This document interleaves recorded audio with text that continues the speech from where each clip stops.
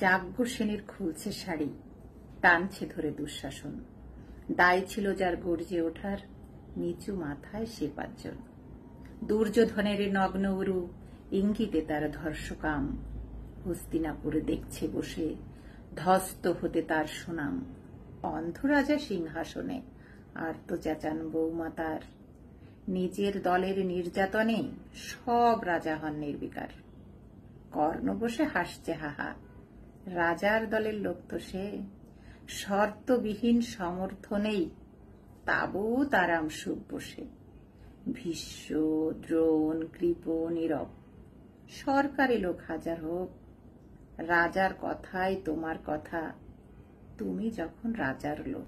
খলশকুনি দেখছে বসে, বস্তুত সে ধ্বংস চায়। ঘরের মাটি লাল হয়ে যাক দেশ বিভাগের যন্ত্রণায়।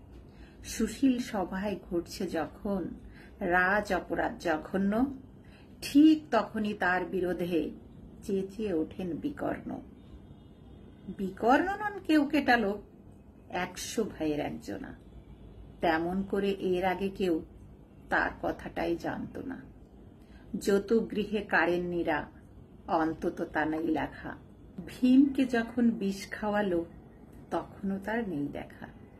কিন্তু যখন প্রকাশ্যেতেই কাটছে নারীর আব্রুকেও, স্তব্ধ জীবের চুপ সাগরে বিকর্ণ হন একলা ঢেউ। চেঁচিয়ে ওঠেন রাজার কুমার যুবরাজের বিরুদ্ধেই। মহাবলী পাণ্ডবেরও তখন গলায় সে সুর নেই। রাজাও যখন নীরব থেকে সায় দিয়ে যায় ধর্ষণে, ঠিক তখনই সমস্ত যুগ বিকর্ণদের শর্ষণে। আমরা যারা কিচ্ছুটি নই, একটি মাত্র ভোট কেবল। অত্যাচারের সামনে এলে সঙ্গী শুধু চোখের জল। পোষ্যভাবে যাব না যে বাই, অন্ধ এবং নিকর্ণ। প্রার্থনা থাক আমরা যেন একবার হই বিকর্ণ।